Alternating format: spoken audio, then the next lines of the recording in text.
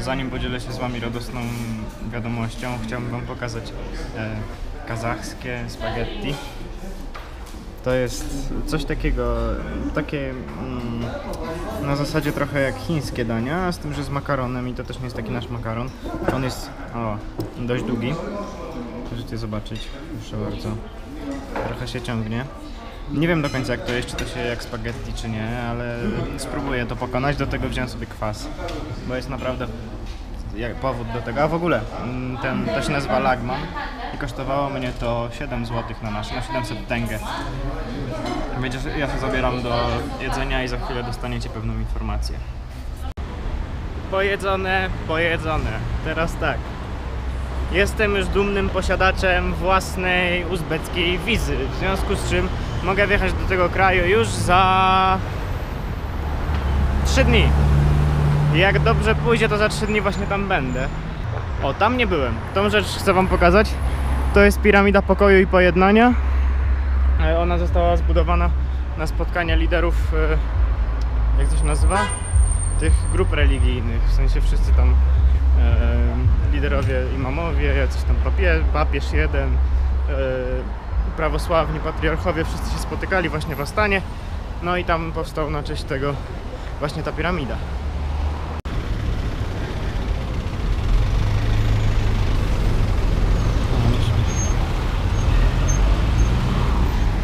Tu chciałem Wam pokazać, jak wygląda autobus miejski w Almatach.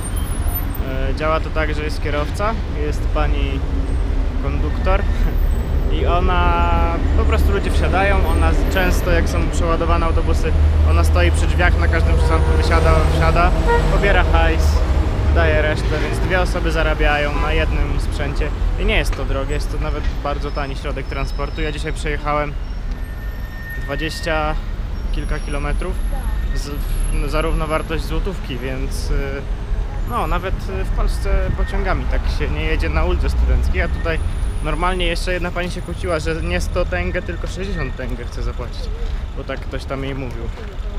Więc w ogóle, jeśli chodzi o transport, oczywiście nie ma biletów przez to miesięcznych, tygodniowych czy coś, ale wydaje się to być dość opłacalne i oszczędzają przez to miejsce w komunikacji miejskiej. Tu za mną jest replika działa. To jest chyba działo, nie żadne z czołgu, chyba tak. Fajnie, wchodzę sobie do parku właśnie takiego głównego, nazwijmy to.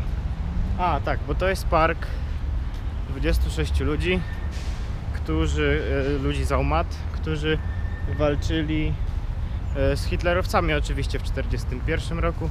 No i im jest poświęcony cały ten park. To jest najbardziej znany park w całych Almatach, w którym właśnie jest ten Sobór w Niebowstąpienia.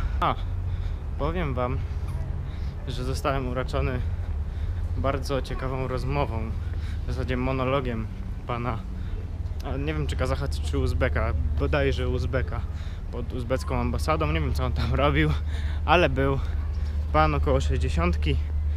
No i mówił mi, jak to tam u was w Polsce, że Polaki to zdradzili, cały sowiecki sojusz, tak samo ci z Litwy, z Estonii, tam z Łotwy też, i że wszyscy poszli, to cały ten europejski sojusz, teraz wszyscy pod amerykańskim butem, no jakby, przepraszam bardzo, ale pod czyim butem są wszystkie kraje byłego Związku Sowieckiego w tym momencie? No nie ma w tej chwili krajów niezależnych na świecie, poza Rosją, Chinami i Polską. W zasadzie, Boże, i Ameryką. Chciałbym, żeby Polską i rząd też nasz by chciał, żeby Polska była niezależna, ale chodzi mi o to, że wiecie o co chodzi, że w tym momencie, żeby coś znaczyć, trzeba się z kimś układać, więc to nie jest tak łatwo, jak ten kolega myśli, że no oni wszyscy tutaj w Sowieckim Sojuzie, no to no, oni wszyscy są prawilni, a tam no, ten Zachód to zepsuty, Ameryka, wsio tam Trumpy, srampy, Bushe, srusze. No tak nie jest, no ale niestety to jest taka stała przypadłość tych regionów, że tutaj nie można być jakimś mocno zadeklarowanym politycznie w stronę, powiedzmy, proeuropejską. No i nie bardzo też można się kłócić, bo jednak jesteś tutaj turystą, więc po pierwsze powinieneś się dostosowywać do ich zasad, A po drugie, powinieneś szanować ich poglądy i nie wrzucać im na siłę swoich, to tak powinno działać. Więc w związku z tym, mimo że ja w ogóle od polityki stronię i nie lubię rozmawiać na tematy polityczne, to tam próbowałem tak lawirować, żeby wszyscy byli zadowoleni. I ja jako Polak, i gdzieś tam poczucie jako Europejczyka też było zadowolone. I jednocześnie, żeby ten Uzbek wiedział, że ma rację, że to wszystko się zepsuło i że tylko Rosja nas może uratować. Więc mam nadzieję, że to pogodziłem. A tutaj niestety sobór jest w tej chwili w remoncie, więc nie widać go w pełnej okazałości. Ale coś tam możecie zobaczyć. Mi się bardzo podoba ta świątynia, proszę bardzo. No jest ładna. To jest taki relikt pocarski jeszcze. Widać, że tu większość to są części drewniane. Tam na zdjęciach na dole macie i to będą odbudowywać teraz, żeby wyglądało tak jak kiedyś. Całkiem fajne. I ten park też jest taki, widać, że w ogóle w tych wszystkich krajach postsowieckich. Bo tak mówię, bo nie wiem jak to jest w Europie do końca. Ale w tych parkach naprawdę jest dość spore życie. Nie wiem, ja mieszkałem przez pół roku na Pradze, w Warszawie. I tam w Parku Praskim raczej ludzie nie przesiadywali. Raczej wychodzili z psem, raczej sobie biegali czy coś. Ale nie było tak, że przychodziły całe rodziny z wózkami, tutaj badmintona gdzieś tam grają. Gdzieś tam jeżdżą na rolkach, są segwaye do wypożyczenia. Chyba nie ma u nas takiej kultury, co nie? Nie wiem, to jest bardzo fajne, bo w Gruzji też to samo można zobaczyć. Bardzo, tu jest jeszcze Boże. Chciałem powiedzieć komunizm, właśnie ze względu na komunizm. Że tutaj z jednej strony, że przepraszam, rząd robił swoje, no a oni z drugiej strony musieli jakoś to życie czerpać z tego życia, tak? A więc to tak zostało.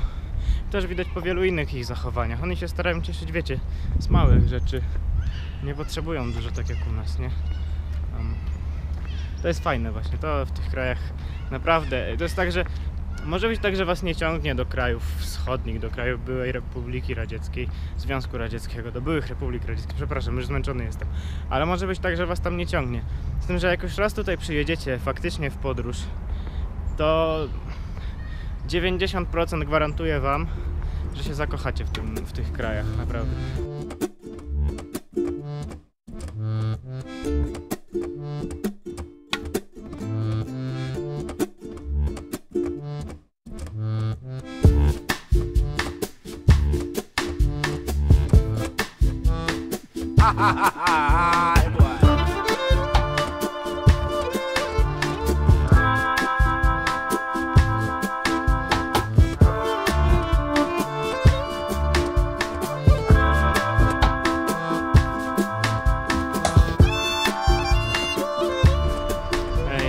Naprawdę to miasto jest mocno klimatyczne. Jest takie miasto, w którym jest taka nutka, tak jak już wcześniej mówiłem w Astanie. Jest nutka europejskości dość duża, ale mimo wszystko ma też jakieś takie swoje własne prawidła, którymi się tutaj rządzi. I jest takie rosyjskie jednocześnie trochę, takie wszystko, nie? Taki miks straszny, ale to jest fajne. To jest właśnie to, co mi się podoba w tym mieście. Jako, że już jesteśmy w tej części Kazachstanu, w której stanowczą większość, nawet do 90% stanowią muzułmanie, to tutaj znajduje się centralny, główny meczet właśnie w Almatach. Jeszcze jest jedna ciekawa rzecz odnośnie Kazachstanu, mianowicie tutaj każdy jest taksówką. I to nie tak jak w Gruzji, że każdy może sobie postawić znaczek taksi i jechać samochodem jako taksówka. Tutaj są też licencjonowane taksówki i nielicencjonowane. I też jest tak, że ludzie stoją po prostu przy drodze i łapią samochody. Jak ktoś chce się zatrzymać, to się zatrzyma, złapie taksówkę na przysłowiowego stopa, zapłaci mu tyle ile taksówkarzowi i tak się tutaj zarabia. Bo tu jest jakiś dziwny flash mob, ludzie stoją na ulicy po prostu. I nie wiem co się dzieje, ale podjeżdża ten. Ale nadal stoją, zobaczcie, wszędzie tam daleko. Wszędzie są ludzie. Tam też. Dobra, tak przesadzałem z tą cywilizacją tutaj. Jednak nie jest aż tak europejsko, jak wcześniej mówiłem. Ale i tak jest dobrze pod tym względem. A i fajne jest to, że na przejściach dla pieszych macie czas, ile wam zostało. Więc nie ma tutaj, panie władzo, no ja jeszcze zielone mrygało. Nie, no nie zdążyłeś przez te... Tu jest bardzo długo akurat, bo to jest pewnie z 50 sekund albo i z minuta. Ale bywają takie, gdzie jest po prostu, nie wiem, 15 sekund i musicie przejść. No inaczej problem. A tu jest właśnie główny ten przystanek autobusowy, gdzie zostawiłem sobie rzeczy i muszę tu troszeczkę uważać na pieniądze, bo myślę, że może tu się kręcić od różnych rzeczy. Tu ogólnie do Aumat spływają wszystkie rzeczy, które produkują Chińczycy i wszystkie rzeczy, które później trafiają do nas prawdopodobnie na 70%. W sensie większość z nich przepływa właśnie przez to miasto. Tak. No i właśnie, widzicie, najbardziej rozpoznawalne polskie słowo, czyli kurwa oczywiście w użyciu. Ale tak jak mówię, tutaj wszystko przypływa z Chin. Jak mówiłem, jak rozmawiałem właśnie z Żenią w Astanie, to mówił, że wszystkie buty, wiecie, wszystkie ubrania oryginalne, wszystko tutaj jest chińskie, można kupić w tak niskiej cenie, że się w głowie nie mieści. I myślę, że na tym bazarze też bardzo dużo się przewija, albo przynajmniej przez ręce tych ludzi, którzy tutaj mieszkają. Naprawdę duża część tego, co jest u nas w Europie. O, tutaj macie na przykład markowe buty. Tu też wszędzie. Ja sobie muszę kiedyś takie kupić, ale na razie miejmy nadzieję, że mi się moje nie zepsują, bo mam takie, wziąłem czerwone Adidaski, które już mam bardzo długo. Już ze 3 lata będzie, jak mam te buty i się spisują bardzo dobrze, więc teraz wziąłem je ze sobą, żeby je docierać, doniszczyć i potem, przepraszam, już mi się ten ruski udziela. No i potem zobaczymy, mam jeszcze oczywiście wysokie buty, żeby nie było, że jak się wstęp gdzieś wybiorę, że mnie żmije nie pokaąsały, nie? Ale Aumaty to jest taki duży przystanek na chińskiej drodze, pierwszy duży przystanek. Jestem na ulicy równoległej do głównej stacji, głównego przystanku autobusów, ale domki tutaj takie, no, jak u nas w prowincjonalnych miasteczkach, albo co bardziej rozrośniętych wioskach.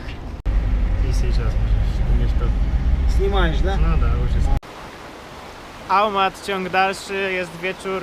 Jako że mój główny gospodarz nie mógł mnie jeszcze przyjąć, bo pojechał na siłkę, to przywiózł mnie w zasadzie do swoich znajomych. Tutaj właśnie mamy jednego z nich. Да. Ассаламу алейкум. А вот сегодня наш гость. Мы его встречаем достойно.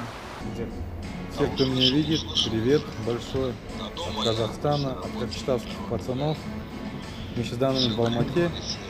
Вот, познакомились. Надеюсь, останемся друзья навеки. Давай, Альберт. Всем привет.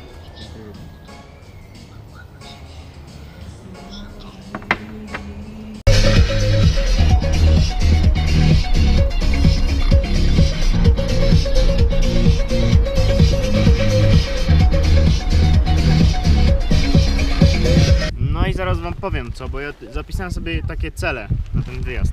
Ich jest bodajże 3 czy 4, one są głupie, ale jednym z nich jest